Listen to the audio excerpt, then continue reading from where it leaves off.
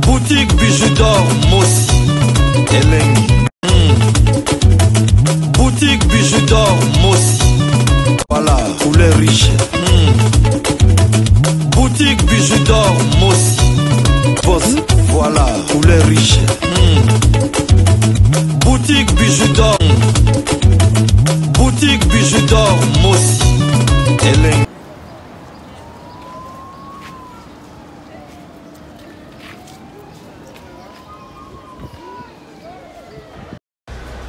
Deuxième jour, on a visité à Barcelone. Pour visiter Wendy Labango. Il y a premier l'appartement où la laquée. C'est le deuxième jour. On a visité le balesco pour l'accéder au Wendy. Oh, le courrier. Nous sommes à la carte Espagne.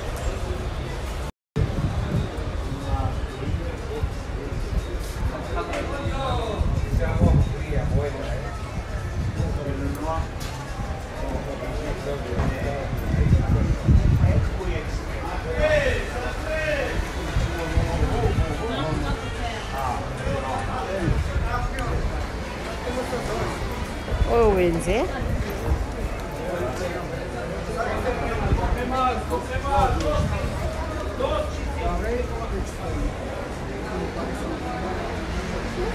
Balobi oye na Wednesday tambola, si on voit pas ici, on marche d'abord. Et puis quand on sort, on va venir encore. On attache là.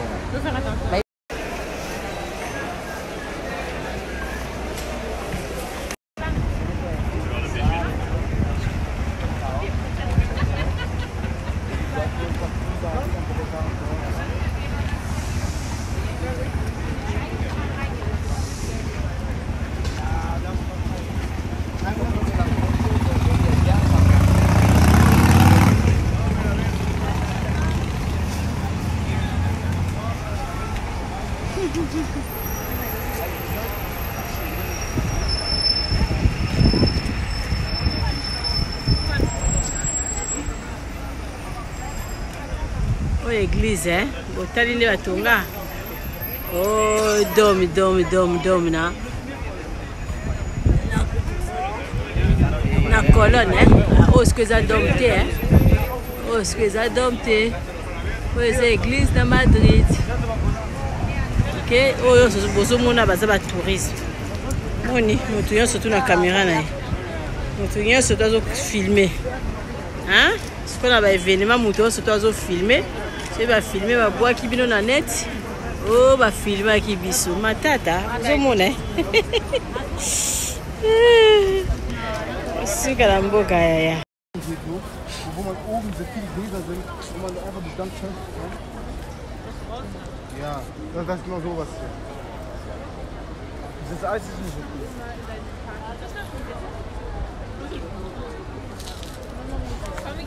Da lang.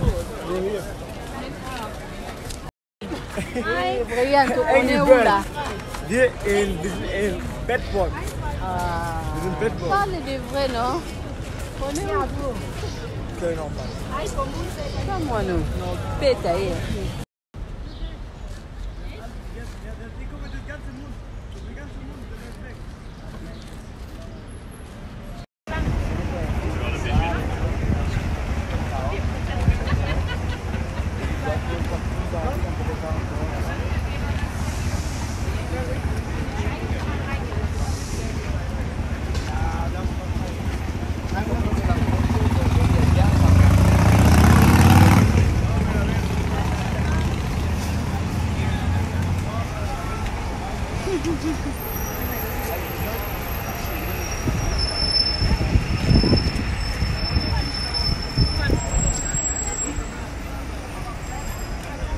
Oh, église, hein? Botali ne batonga.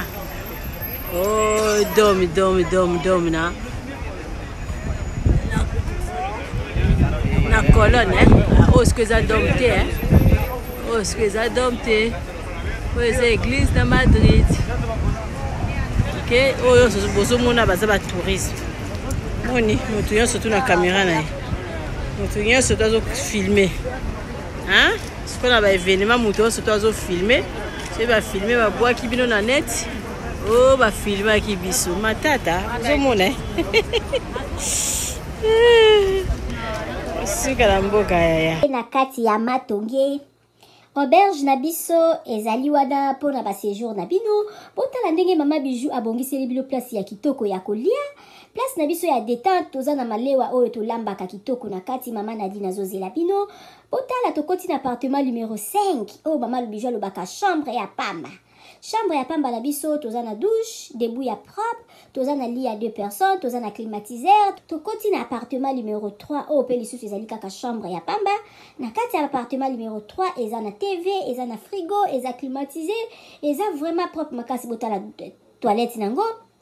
Appartement numéro 5 oyo tokotaki liboso bomoni sikoyo tokoti na kati ya salon oyo tobenga yango appartement numéro 6.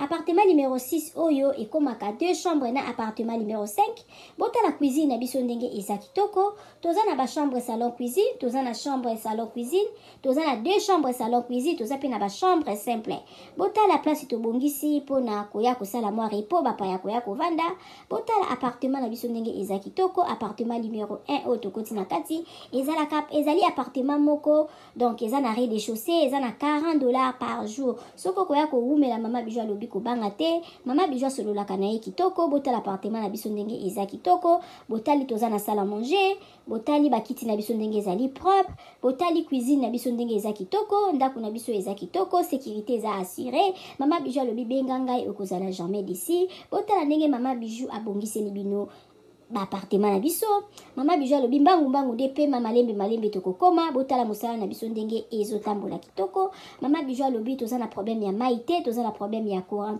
toza na départ unique toza na groupe appartement na yo ba appartement na biso tobandi à partir ya $15 seulement ozwi chambre na yo ya kolala ya bien soki po koya kowumela koleka ba 3 mois chambre wana ya $15 tozorango kaka na $10 balobi ya boye bozwi wapi soki kaka epa na biso na matonge na Irebu A37 te mama Bijou alobi solution eza epa na biso aboye nanu ezala te tosaleli bino boutique na kati ya auberge mama Bijou alobi asali boutique na ye na kati ya auberge okoki kozala na posa ya komela vin okozwa vin na kati obosalaki mwa dodora na yo na poto okomona dodora na yo na kati ya auberge na biso mama Bijou alobi obosanaki kado kobanga na yo te mama Bijou azweli bino solution na kati ya auberge na biso oyo eza na matonge na Irebu A37 botala ba ombia botala ba savon ya ombia ya mbuma ya ombia ya mai botala mama Bijou atie ba maquillage na tie ba anti-age